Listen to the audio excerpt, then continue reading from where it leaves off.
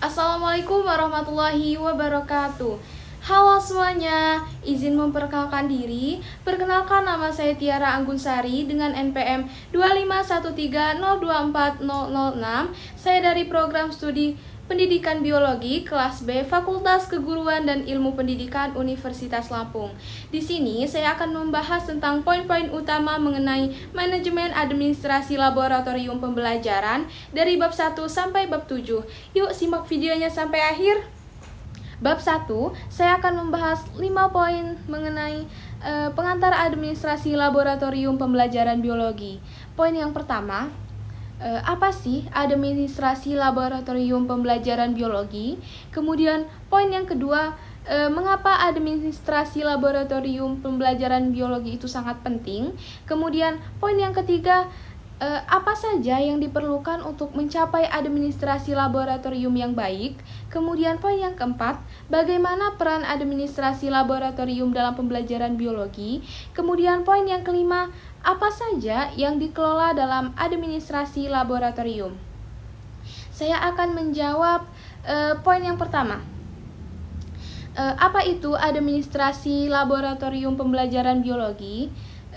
Jadi, administrasi laboratorium pembelajaran biologi itu merupakan proses pengelolaan seluruh kegiatan laboratorium yang meliputi pengaturan alat, bahan, jadwal praktikum, pemeliharaan alat, serta keselamatan kerja. Administrasi itu bertujuan untuk memastikan kegiatan praktikum itu berjalan efektif, aman, dan juga mendukung proses pembelajaran biologi secara optimal. Kemudian yang kedua, mengapa administrasi laboratorium pembelajaran biologi itu sangat penting?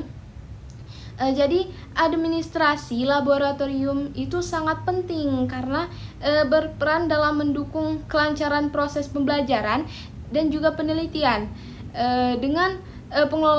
Dengan pengelola yang baik, kegiatan praktikum dapat berjalan lebih teratur, tujuan pembelajaran lebih mudah tercapai, serta keselamatan pengguna laboratorium itu juga dapat terjaga. Kemudian yang ketiga, apa saja yang diperlukan untuk mencapai administrasi laboratorium yang baik? Jadi untuk mencapai administrasi yang baik itu diperlukan pengelolaan peralatan secara efisien, pengadaan bahan sesuai kebutuhan, serta pemeliharaan alat secara rutin. Selain itu, pengaturan jadwal praktikum juga harus dilakukan dengan tepat agar kegiatan itu tidak saling bertabrakan. Kemudian yang keempat, bagaimana peran laboratorium dalam pembelajaran dalam pendidikan biologi? Jadi, laboratorium itu berperan sebagai tempat untuk melakukan eksperimen secara langsung, sehingga membantu mahasiswa memahami konsep biologi itu dengan lebih mendalam. Selain itu, laboratorium itu juga melatih keterampilan praktis untuk penggunaan alat, pengamatan, dan juga analisis data. Kemudian yang kelima, apa saja yang dikelola dalam administrasi laboratorium? Jadi, yang dikelola dalam administrasi laboratorium itu meliputi peralatan, bahan praktikum, jadwal kegiatan, serta tenaga kerja seperti dosen dan juga laboran. Selain itu, aspek keselamatan kerja juga menjadi bagian penting yang harus diperhatikan dalam pengelolaan laboratorium. Bab 2, 5 poin yang akan saya bahas tentang teori dasar administrasi laboratorium. Poin yang pertama, mengapa pengelolaan sumber daya penting dalam laboratorium? Kemudian poin yang kedua, apa peran pengelolaan waktu di laboratorium? Kemudian poin yang ketiga, 3 prinsip administrasi laboratorium yang efektif. Kemudian poin yang keempat, mengapa pengambilan keputusan harus berdasarkan data. Kemudian poin yang kelima, mengapa keselamatan kerja penting dalam kegiatan laboratorium. Saya akan menjawab dari poin yang pertama. Jadi poin pertama itu, mengapa pengelolaan sumber daya penting dalam laboratorium.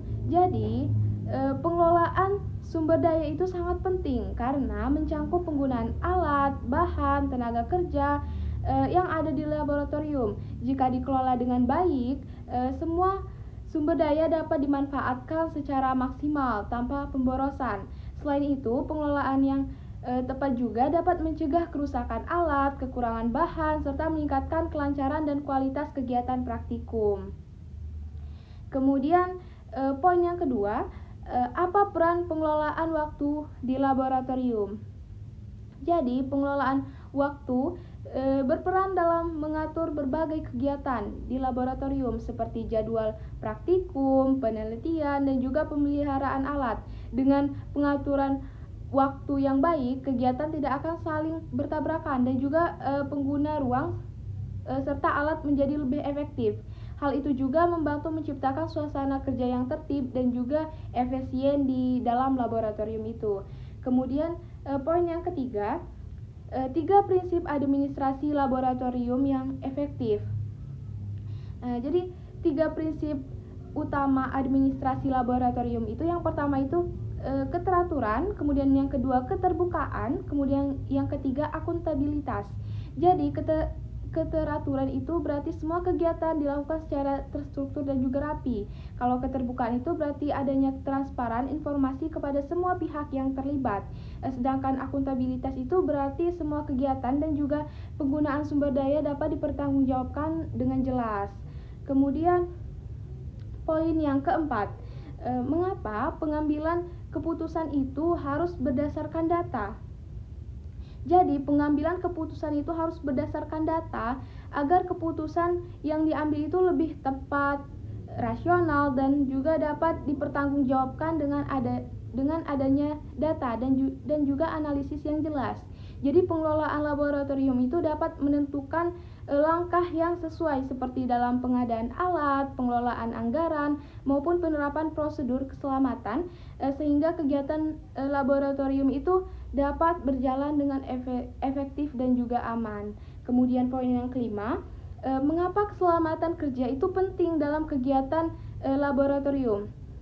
Jadi, keselamatan kerja itu sangat penting dalam kegiatan laboratorium karena berkaitan dengan perlindungan diri dari resiko kecelakaan seperti terkena bahan kimia yang berbahaya atau penggunaan alat yang tidak tepat. Dengan menerapkan prosedur keselamatan yang baik, resiko berbahaya dapat diminimalkan sehingga kegiatan praktikum itu dapat berjalan dengan aman, tertib, dan juga lancar. Bab 3, saya akan membahas 5 poin mengenai inventarisasi sarana dan prasarana. Poin yang pertama, mengapa pencatatan inventaris itu penting di laboratorium. Kemudian poin yang kedua, apa perbedaan antara pencatatan manual dan juga berbasis komputer. Kemudian poin yang ketiga, apa fungsi sistem pengkodean alat dan juga bahan. Kemudian yang keempat, mengapa pendataan kondisi ruang dan juga fasilitas itu penting. Kemudian poin yang kelima, mengapa pemantauan dan juga pembaruan inventaris itu harus rutin dilakukan. Saya akan menjawab poin yang pertama dulu. Poin yang pertama itu, mengapa pencatatan inventaris penting di laboratorium. Jadi, pencatatan inventaris itu sangat penting karena menjadi dasar utama dalam mengelola alat dan juga bahan di laboratorium. Dengan pencatatan yang rapi, pengelolaan dapat mengetahui jumlah, kondisi, dan juga lokasi serta status penggunaan setiap alat dan juga bahan secara jelas. Jadi hal itu tuh membuat mencegah kehilangan, kerusakan yang tidak terpantau, serta kesalahan dalam penggunaan. Selain itu, pencatatan itu juga memudahkan dalam merencanakan pemeliharaan dan juga pengadaan alat, sehingga kegiatan praktikum itu dan juga penelitian dapat berjalan dengan lancar dan aman dan juga terorganisir. Kemudian, poin yang kedua, apa perbedaan pencatatan manual dan juga berbasis komputer? Jadi, pencatatan manual itu dilakukan dengan menggunakan buku atau dokumen tertulis sehingga lebih sederhana dan tidak membutuhkan teknologi. Namun, metode itu tuh cenderung memakan waktu, sulit diperbarui dan juga memiliki resiko kesalahan pencatatan yang lebih besar. Sebaliknya, pencatatan berbasis komputer memungkinkan pengelolaan data yang lebih cepat, akurat dan juga terintegrasi. Data dapat diperbarui secara langsung sehingga informasi selalu terbaru dan juga memudahkan pengelola dan juga memantau kondisi inventaris secara keseluruhan. Kemudian yang ketiga, apa fungsi sistem pengkodean alat dan juga bahan? Jadi, sistem pengkodean itu berfungsi untuk memberikan identitas unik pada setiap alat dan juga bahan di laboratorium. Dengan adanya kode tertentu, pengelola dapat dengan mudah mengidentifikasi, melacak, dan juga membedakan setiap itemnya. Jadi hal itu sangat membantu dalam proses pencarian dan juga pengelompokan alat sehingga pengelola menjadi lebih cepat dan juga efisien. Selain itu, sistem pengkodean juga dapat mengurangi kesalahan pencatatan dan juga membantu dalam memantau kondisi alat secara berkala. Kemudian yang keempat, mengapa pendataan kondisi ruang dan fasilitas itu penting?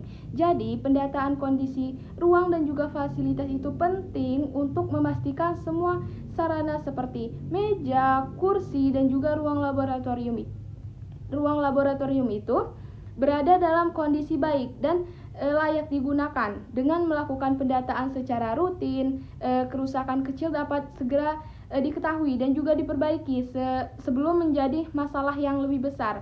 Jadi hal itu juga berpengaruh terhadap kenyamanan dan juga keselamatan pengguna laboratorium. Jadi lingkungan yang bersih, rapi dan aman akan mendukung kegiatan laboratorium itu agar berjalan lebih efektif. Kemudian yang kelima, mengapa pemantauan dan juga pembaruan inventaris harus rutin dilakukan? Jadi, pemantauan dan pembaruan inventaris itu harus dilakukan secara rutin karena kondisi alat dan juga bahan dapat berubah seiring waktu, baik karena penggunaan maupun faktor lainnya. Dengan pengecekan berkala, pengelolaan dapat segera mengetahui jika alat yang rusak, hilang dan juga bahan yang sudah habis maupun kadaluarsa. Jadi pembaruan data yang tepat waktu juga membantu dalam pengambilan keputusan seperti perbaikan, pergantian atau penambahan alat. Jadi hal ini tuh membuat pengelola laboratorium itu menjadi lebih efisien dan juga terkontrol. Bab 4, saya akan membahas 5 poin mengenai pengadaan dan juga inventarisasi bahan dan alat. Poin yang pertama, mengapa perencanaan dan juga pengadaan alat dan bahan itu sangat penting. Kemudian poin yang kedua, apa yang dimaksud dengan analisis kebutuhan alat dan juga bahan. Kemudian poin yang ketiga, mengapa spesifikasi alat dan juga bahan itu harus jelas dalam pengadaannya. Kemudian poin yang keempat, bagaimana proses pembelian dan juga penerimaan alat serta bahan yang baik. Kemudian poin yang kelima, mengapa pengelolaan inventaris bahan dan alat harus dilakukan dengan baik. Saya akan menjawab dari poin yang pertama. Poin yang pertama itu mengapa perencanaan pengadaan alat dan juga bahan sangat penting. Jadi perencanaan dan juga pengadaan alat dan bahan itu sangat penting karena menjadi dasar utama dalam memastikan semua kebutuhan laboratorium itu dapat terpenuhi dengan tepat dan sesuai tujuannya. Jadi dengan adanya perencanaan yang baik, jumlah alat dan juga bahan yang dibeli dapat disesuaikan dengan kebutuhan nyata sehingga tidak terjadi kelebihan yang menyebabkan pemborosan atau kekurangan yang bisa menghambat kegiatan. Selain itu, perencanaan juga membantu dalam mengatur anggaran agar pengeluaran lebih terkontrol dan juga efisien. Jadi perencanaan yang matang itu memungkinkan pemilihan barang yang berkualitas sesuai standar yang dibutuhkan sehingga hasil kerja menjadi lebih optimal. Tidak hanya itu, perencanaan juga itu mempermudahkan koordinasi antar bagian dalam organisasi karena semua kebutuhan sudah terpenuhi dengan jelas sejak awal. Jadi kegiatan itu operasional dapat berjalan lebih lancar, terarah dan juga minim kendala. Kemudian poin yang kedua, apa yang dimaksud dengan analisis kebutuhan alat dan juga bahan? Jadi, analisis kebutuhan alat dan juga bahan itu merupakan proses untuk menentukan apa saja yang dibutuhkan, berapa jumlahnya, dan juga kapan harus disediakan berdasarkan kondisi dan data yang ada.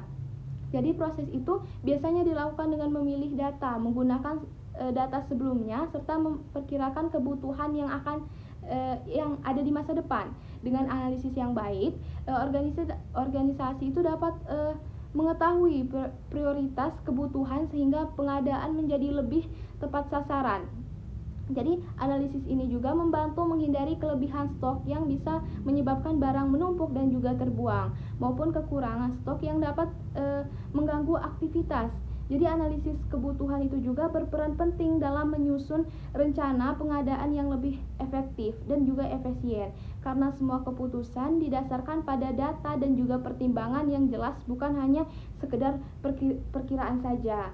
Kemudian, poin yang ketiga, mengapa spesifikasi alat dan bahan harus jelas dalam pengadaan. Jadi, spesifikasi alat dan juga bahan harus jelas karena menjadi acuan utama dalam proses pembelian agar barang yang diperoleh benar-benar sesuai dengan kebutuhan. Jadi, spesifikasi itu mencakup berbagai hal seperti ukuran, kualitas, fungsi, bahan pembuat, hingga standar teknis tertentu. Jika spesifikasi tidak ditentukan dengan jelas, maka resiko kesalahan pembelian akan meningkat. Misalnya, barang tidak sesuai, kualitasnya rendah, atau tidak bisa digunakan dengan baik. Jadi, hal itu tentu dapat menyebabkan kerugian, baik dari segi biaya ataupun waktu.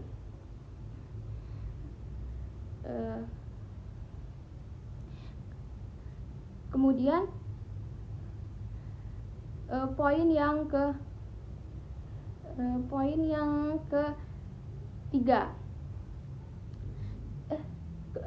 keempat. Jadi, poin yang keempat itu bagaimana proses pembelian dan juga penerimaan alat serta bahan yang baik. Jadi, proses pembelian dan juga penerimaan alat serta bahan yang baik itu dimulai dari pemilihan pemasok yang terpercaya dengan mempertimbangkan kualitas barang, harga, dan ketepatan waktu pengiriman. Setelah itu dilakukan pemesanan sesuai kebutuhan dan juga spesifikasi yang telah ditentukan. Ketika barang sudah diterima, langkah selanjutnya adalah melakukan pemeriksaan serta secara menyeluruh, baik dari segi jumlah, kondisi fisik, maupun kualitas, apakah sudah sesuai dengan pesanan. Jadi, dokumen seperti faktur atau bukti transaksi juga harus dicek untuk memastikan tidak ada kesalahan administrasi setelah semuanya sesuai. Jadi, proses itu penting untuk mencegah kesalahan, menghindari kerugian, serta memastikan bahan dan juga alat dan bahan yang diterima siap digunakan dalam kegiatan. Kemudian, poin yang kelima, mengapa pengelolaan inventarisasi bahan dan juga alat itu harus dilakukan dengan baik. Jadi, pengelolaan inventaris bahan dan juga alat harus dilakukan dengan baik karena berfungsi untuk menjadi ketersediaan dan kondisi barang agar selalu siap digunakan. Dengan pengelolaan yang teratur, setiap alat dan juga bahan dapat dipantau dengan jelas, mulai dari jumlah, lokasi, penyimpanan, sehingga kondisi barang tersebut. Jadi, membantu mencegah kehilangan, kerusakan, maupun penumpukan barang yang tidak diperlukan. Pengelolaan inventaris juga memudahkan dalam perencanaan pengadaan berikutnya karena data pengguna sudah tercatat dengan rapi. Jadi, sistem inventaris itu yang baik itu secara manual maupun menggunakan teknologi dapat meningkatkan efisien kerja dan mempercepat proses pencarian barang saat dibutuhkan. Jadi, kegiatan di laboratorium atau organisasi dapat berjalan lebih lancar, teratur, dan juga efektif. Bab 5, saya akan membahas 5 poin mengenai manajemen pemeliharaan dan juga perawatan.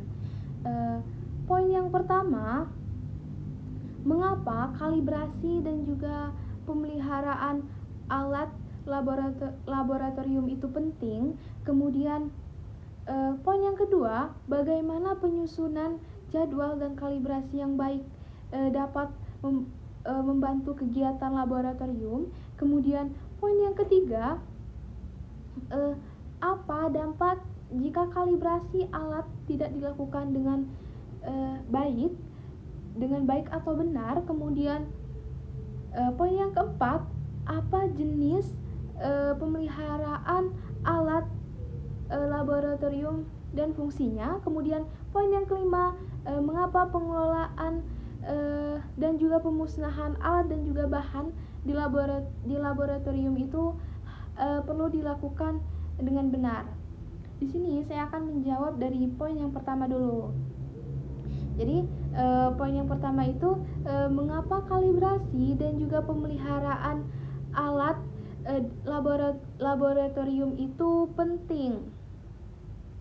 Jadi kalibrasi dan juga pemeliharaan alat laboratorium itu sangat penting karena itu berhubungan langsung dengan keakuratan hasil pengukuran. Jadi kalibrasi itu memastikan alat itu bekerja sesuai standar yang benar sehingga data yang dihasilkan itu tidak menyimpang. Jadi sementara itu pemeliharaan itu juga menjaga kondisi alat tetap baik dan siap digunakan kapan saja. Jika tidak dilakukan secara rutin, hasil dari praktikum bisa menjadi tidak valid. Alat itu cepat rusak dan bahkan dapat menimbulkan resiko keselamatan kerja di dalam laboratorium. Kemudian poin yang kedua, bagaimana penyusunan jadwal kalibrasi yang baik dalam membantu kegiatan di laboratorium. Nah, jadi dalam penyusunan jadwal kalibrasi yang baik itu membantu menjaga semua alat tetap dalam kondisi optimal. Jadi jadwal itu biasanya disesuaikan dengan jenis. Dengan jenisnya itu alat, tingkat ketelitiannya dan juga frekuensi penggunaannya. Dengan adanya jadwal yang teratur, kesalahan pengukuran dapat dicegah dan kegiatan praktikum itu menjadi lebih lancar. Jadi jadwal itu juga memudahkan dalam pengawasan serta pencatatan kondisi alat secara berkala.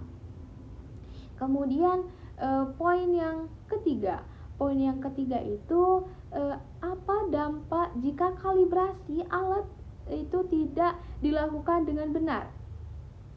Nah, jadi jika kalibrasi tidak dilakukan dengan benar, hasil pengukurannya itu menjadi tidak akurat sehingga data yang diperoleh itu tidak dapat dipercaya. Jadi hal itu bisa menyebabkan kesalahan dalam analisis dan juga menghasilkan kesimpulan yang salah. Dalam beberapa bidang, jadi kesalahan itu bisa berdampak besar. Jadi alat juga bisa mengalami kerusakan lebih cepat dan juga meningkatkan resiko kecelakaan kerja di laboratorium. Kemudian poin yang keempat itu apa saja jenis pemeliharaan alat laboratorium dan fungsinya. Jadi pemeliharaan alat laboratorium itu terdiri dari 3, yaitu preventif, korektif, dan juga prediktif. Jadi pemeliharaan preventif itu dilakukan secara rutin, seperti pembersihan dan juga pengecekan alat untuk mencegah kerusakan. Kalau pemeliharaan korektif itu dilakukan ketika alat sudah rusak, dengan tujuan memperbaiki agar dapat digunakan kembali. Sedangkan pemeliharaan prediktif itu dilakukan dengan memantau kondisi alat untuk memperkirakan kerusakan sebelum terjadi, sehingga penanganan itu bisa dilakukan lebih awal. Kemudian poin yang kelima, Mengapa pengelolaan dan juga pemusnahan alat dan bahan laboratorium itu penting dilakukan dengan benar? Jadi, pengelolaan dan juga pemusnahan alat dan juga bahan laboratorium itu penting karena berkaitan dengan keselamatan dan juga lingkungan. Jadi, bahan yang berbahaya itu tidak boleh dibuang sembarangan karena dapat mencemari tanah, air, dan juga udara. Karena itu diperlukan prosedur khusus dalam pemusnahannya. Jadi selain itu, alat yang sudah tidak terpakai juga harus ditangani dengan benar agar tidak menimbulkan bahaya. Jadi dengan pengelolaan yang baik, laboratorium itu dapat menjaga keamanan, kesehatan, dan juga kelestarian lingkungannya. Bab 6, saya akan membahas 5 poin tentang administrasi aktivitas laboratorium. Poin yang pertama, mengapa pengelolaan jadwal praktikum dan penggunaan ruang itu sangat penting. Kemudian poin yang kedua, apa manfaat penggunaan teknologi dalam penyusunan jadwal praktikum. Kemudian poin yang ketiga, bagaimana teknik penyusunan jadwal praktikum berbasis prioritas. Kemudian poin yang keempat itu, apa saja tahap dalam prosedur peminjaman alat di laboratorium. Kemudian poin yang kelima, apa fungsi logbook dalam kegiatan laboratorium. Saya akan menjawab dari poin yang pertama. Jadi poin yang pertama itu, mengapa pengelolaan jadwal praktikum dan penggunaan ruang itu sangat penting. Jadi pengelolaan jadwal praktikum dan penggunaan ruangan itu sangat penting karena itu membantu memastikan semua kegiatan yang ada di laboratorium itu berjalan dengan tertib, teratur, dan juga tidak saling bertabrakan. Jadi dengan adanya jadwal yang tersusun dengan baik itu, penggunaan ruang dan juga alat dapat dimaksimalkan sesuai dengan kebutuhan setiap praktikum. Selain itu juga, hal itu juga dapat menghindari pemborosan waktu, mencegah konflik antar kelompok, serta mendukung kelancaran proses pembelajaran di laboratorium. Kemudian poin yang kedua. Jadi poin yang kedua ini, apa manfaat penggunaan teknologi dalam penyusunan jadwal praktikum. Jadi penggunaan teknologi dalam penyusunan jadwal praktikum itu memberikan banyak manfaat, seperti memudahkan pengelolaan dalam mengatur dan juga memperbarui jadwal secara cepat dan juga secara langsung. Jadi teknologi itu juga membantu mengurangi kesalahan pencatatan yang sering terjadi jika pencatatan itu secara manual. Jadi selain itu, sistem berbasis teknologi itu memungkinkan semua pihak seperti pengajar dan juga mahasiswa itu dapat mengakses jadwal dengan mudah sehingga koordinasi menjadi lebih efektif dan kegiatan praktikum dapat berjalan secara lancar. Kemudian poin yang ketiga, jadi poin yang ketiga ini, bagaimana teknik penyusunan jadwal praktikum berbasis prioritas. Jadi teknik penyusunan jadwal berbasis prioritas itu dilakukan dengan mengutamakan praktikum yang membutuhkan fasilitas khusus seperti alat yang terbatas atau jumlah peserta yang besar. Jadi praktikum yang lebih kompleks biasanya dijadwalkan itu lebih didahulukan agar tidak mengganggu kegiatan lainnya. Dengan cara itu, pengguna alat dan juga ruang dapat lebih efisien serta menghindari penumpukan jadwal pada waktu tertentu. Selain itu, sistem itu juga memudahkan penyesuaian jika terjadi perubahan jadwal secara mendadak. Kemudian poin yang keempat. Jadi poin yang keempat itu apa saja tahap dalam prosedur peminjaman alat laboratorium. Jadi prosedur dalam peminjaman alat laboratorium itu tahapnya itu peminjaman alat itu dimulai dari pengajuan permintaan alat oleh pengguna dengan informasi yang lengkap. Setelah itu pengelola laboratorium akan memeriksa ketersediaan alat dan juga menyetujui peminjaman jika alat itu tersedia. Selanjutnya dilakukan pencatatan dalam sistem atau buku peminjaman.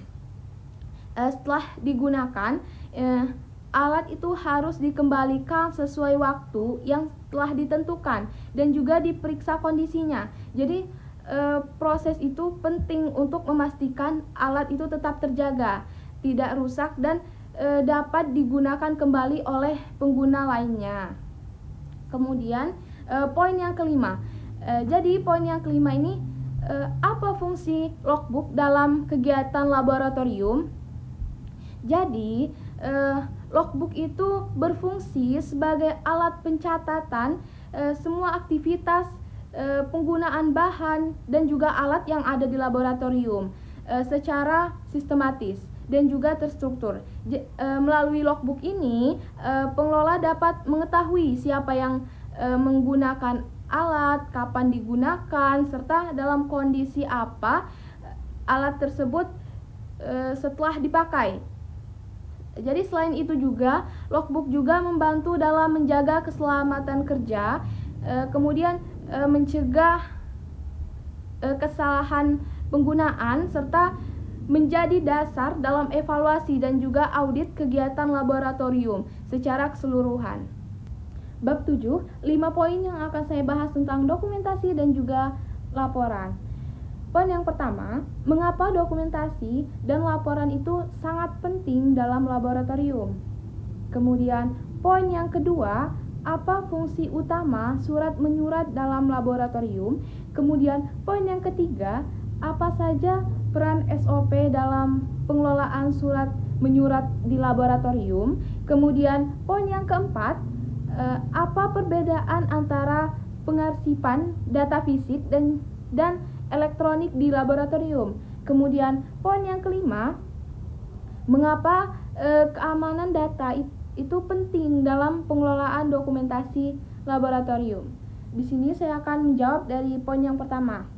Jadi poin yang pertama itu mengapa dokumentasi dan laporan itu sangat penting di dalam laboratorium. Jadi, dokumentasi dan juga laporan itu sangat penting karena berfungsi sebagai pencatatan permanen dari seluruh kegiatan yang ada di laboratorium, mulai dari prosesnya hingga hasil yang diperoleh. Jadi, dokumentasi itu membantu menyimpan informasi agar dapat digunakan kembali sebagai bahan evaluasi dan dapat dipertanggungjawabkan dan referensi di masa depan atau masa yang akan datang. Sementara itu, laporan itu memberikan gambaran keseluruhan tentang suatu kegiatan atau penelitian, termasuk analisis dan juga kesimpulannya. Jadi, dengan adanya dokumentasi dan juga laporan yang baik itu, jadi kualitas data itu dapat terjaga dan juga proses pengawasan itu lebih mudah dilakukan serta mendukung perencanaan kegiatan berikutnya. Kemudian poin yang kedua. Jadi poin yang kedua itu apa fungsi utama surat menyurat dalam laboratorium.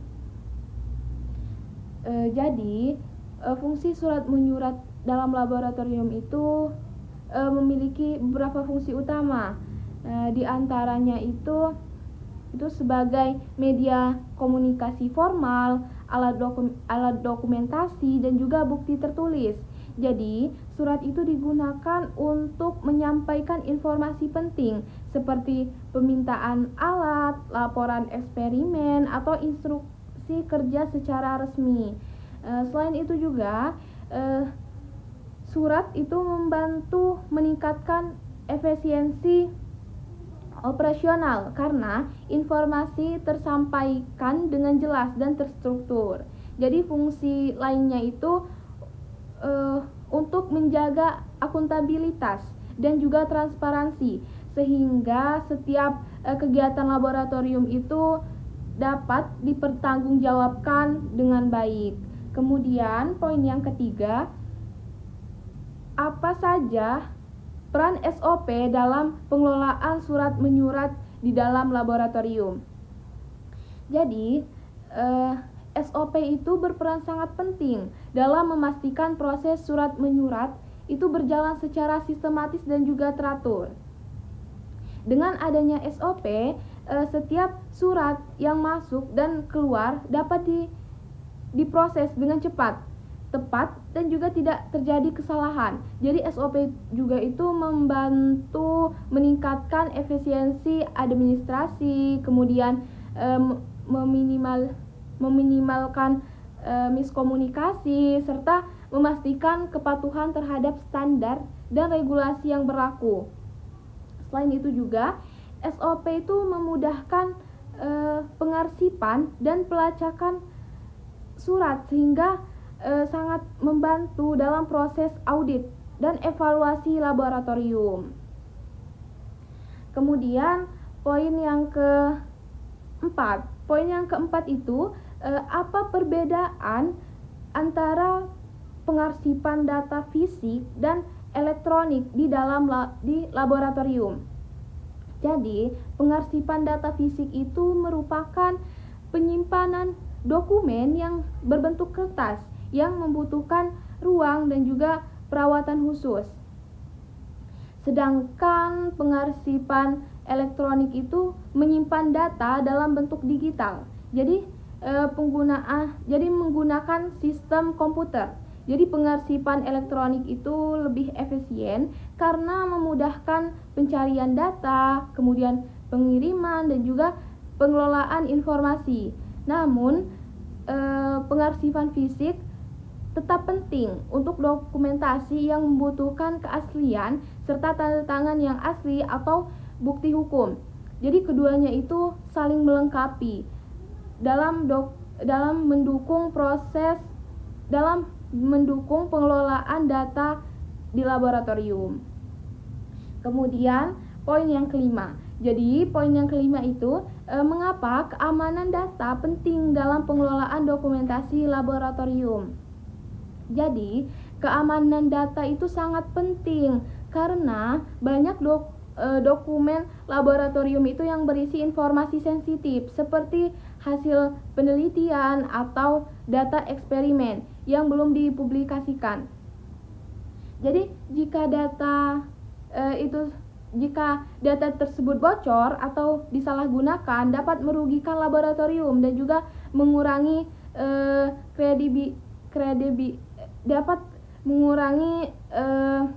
akreditasnya atau kredibilitasnya. Jadi oleh karena itu diperlukan sistem pengamatan seperti pembatasan akses dan juga penyimpanan yang aman. Dengan pengelolaan keamanan yang baik, data tetap terlindungi dan juga integritas informasi dapat terjaga.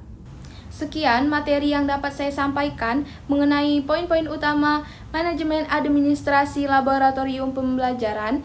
Jika ada kesalahan dalam penyampaian materi, saya mohon maaf. Saya akhiri. Wassalamualaikum warahmatullahi wabarakatuh.